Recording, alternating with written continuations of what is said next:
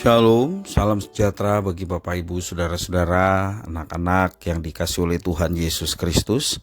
Jumpa kembali bersama saya Pendeta Eka di dalam renungan firman Tuhan pada hari ini, hari Sabtu 6 Mei 2023. Sukacita dan damai sejahtera dari Tuhan Yesus kiranya menyertai hidup kita sekalian. Puji nama Tuhan. Pembacaan firman Tuhan hari ini sampai pada kitab Mika pasal yang kedua. Kitab Mika terdiri dari 13 pasal dan nanti kita akan membaca di dalam ayat yang ke-12 sampai 13. Baik, sebelum kita akan merenungkan bagian firman Tuhan hari ini, mari kita akan berdoa. Tuhan Bapa di sorga, di dalam nama Tuhan Yesus, kami datang kepadamu mengucapkan syukur dan terima kasih atas kasih dan pemeliharaan Tuhan kepada kami semua. Kami juga bersyukur atas firman Tuhan yang Engkau berikan kepada kami, dan biarlah kami terus dibentuk oleh kebenaran firman Tuhan sehingga kami terus dapat memahami apa yang Tuhan firmankan. Dan juga Tuhan menolong kami untuk kami dapat menjadi pelaksana-pelaksana firman Tuhan dalam hidup kami. Terima kasih Bapa, inilah diri kami sedia pasang telinga dan hati kami untuk kebenaran firman Tuhan.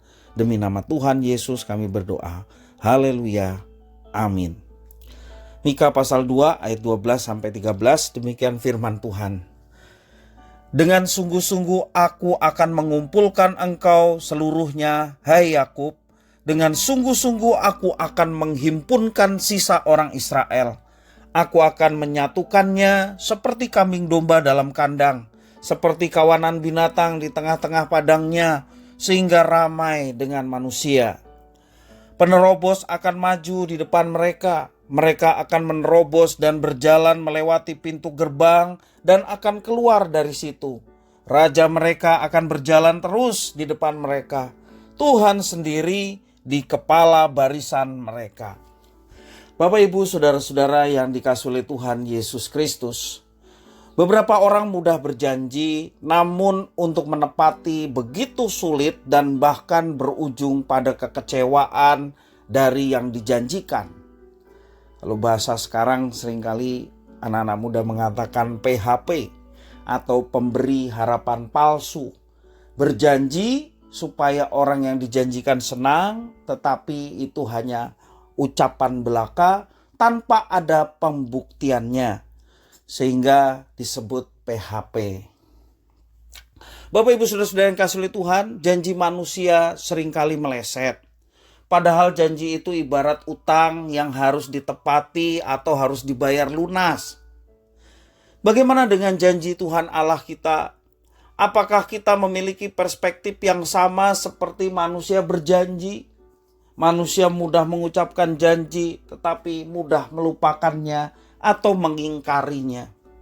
Apakah kita berpikir Tuhan Allah berjanji juga seperti itu? Atau PHP, pemberi harapan palsu? Nah, Bapak, Ibu, Saudara-saudara dikasihi oleh Tuhan, di tengah nubuatan Nabi Mika akan suatu malapetaka besar ya. Kalau kita membaca ayat 1 sampai ayat yang ke-11, bagaimana nubuatan mengenai malapetaka besar akan terjadi sebagai hukuman yang setimpal akan perbuatan dosa mereka. Di tengah nubuatan seperti itu, Tuhan Allah bernubuat juga berita keselamatan bagi bangsa Israel sebagai umat yang tersisa, yang masih setia untuk mengasihi Tuhan di masa yang akan datang. Tuhan Allah sendiri sebagai pelopor dan pemimpin barisan umat yang tersisa itu. Bahkan ditekankan ada 2 kali ya, ada kata sungguh-sungguh. Ini sebagai penegasan atas janji Tuhan di masa yang akan datang yang pasti akan digenapi olehnya. Bapak, Ibu, Saudara-saudara yang dikasihi oleh Tuhan, Alkitab menjadi saksi bagaimana Tuhan yang berkuasa, yang telah memilih umatnya, dan dia juga berjanji akan menyertai umatnya yang setia, walaupun umatnya itu adalah umat yang tersisa. Sebagai umat yang beriman kepada Tuhan yang berkuasa dan memberikan keistimewaan kita sebagai umat pilihannya, kita percaya bahwa status kita sebagai umat pilihan Tuhan dan memiliki hak yang istimewa sebagai umat Tuhan, tetapi semuanya itu tidak serta-merta membuat kita kebal dari dosa, kebal dari hukuman. Status istimewa sebagai umat Tuhan seharusnya selalu disertai dengan tanggung jawab moral yang lebih besar, karena kita adalah umat yang dipilih oleh Tuhan, bukan orang lain yang tidak dipilih, tetapi kita umat yang dipilih oleh Tuhan. Haruslah kesadaran itu disertai dengan tanggung jawab moral kepada Tuhan. Penghukuman tidak pernah menjadi tindakan terakhir dari Tuhan. Tuhan bertindak secara tetap, dari hukuman ke kasih karunia, dari penghakiman pada pengampunan. Demikian juga dari penderitaan pada pengharapan. Janji pemulihan Tuhan yang berupa keselamatan hanya diberikan kepada orang-orang yang percaya dan dengan sabar dan setia menantikan janji itu dalam kebenaran firman Tuhan. Bukan kepada mereka yang menikmati dosa-dosanya dan tidak mengikuti jalan-jalannya. Mereka yang setia berpegang pada janjinya, merekalah yang akan mengalami janji itu. Tidak ada alasan bagi setiap orang percaya untuk meragukan keseriusan dan kemampuan Tuhan untuk menggenapi janjinya. Kuasa Tuhan mengubah apa yang tidak mungkin menjadi mungkin. Apa yang mustahil bagi Tuhan tidak ada yang mustahil. Dia menerobos segala keraguan yang menghalangi pikiran kita. Dan Tuhan Allah sendiri yang akan memisahkan orang-orang yang setia dari orang-orang yang tidak setia. Dan hidup menyimpang dari apa yang telah Tuhan tetapkan. Tuhan sendiri yang akan memisahkan mereka. Karena itu pembelajaran bagi kita, mari kita tetap setia berpegang pada janji Tuhan. Saya sering mengatakan, kita tidak percaya janji Tuhan, sama saja kita menempatkan Tuhan sebagai pendusta. Dan itu fatal akibatnya. Karena itu Bapak Ibu Saudara, mari kita tetap berpegang pada janji Tuhan. Setialah mengabdi kepada Tuhan. Jangan sekedar menuntut berkat, jangan sekedar kita ingin itu, ingin ini, tetapi kita tidak pernah melakukan apa yang Tuhan telah perintahkan. Kita berjalan kebenaran menurut kemauan kita sendiri, bukan berdasarkan firman Tuhan, dan kita merasa sudah benar sendiri.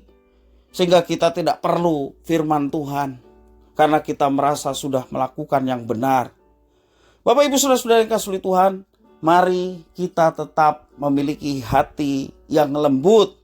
Ketika ada teguran, kita bersyukur teguran itu sebagai bentuk kasih sayang Tuhan, supaya kita berbalik dan tidak berjalan semau kita sendiri.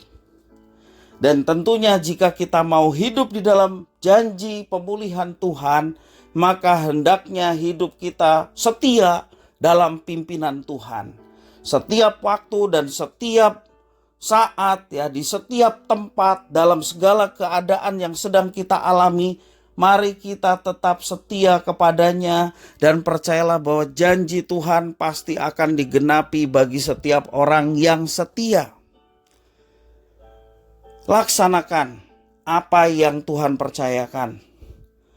Dan kita terus berjalan berpegang pada janjinya sehingga hidup ini penuh dengan semangat dan gairah.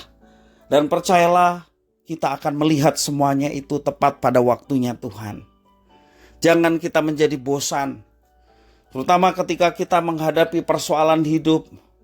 Kita ingin supaya Tuhan ambil bagian di dalamnya, tetapi Tuhan izinkan itu sekian waktu lamanya tetap berlangsung dalam hidup kita. Jangan kita berpaling dari Tuhan sehingga kita berharap kepada yang lain, tetapi mari kita tetap setia menghadapinya dan berpegang pada janji Tuhan. Maka tepat pada waktu yang Tuhan sudah siapkan, Dia akan menyatakan yang terbaik. Dia akan menggenapi janjinya, memberikan pertolongan bagi setiap tantangan hidup yang sedang kita alami.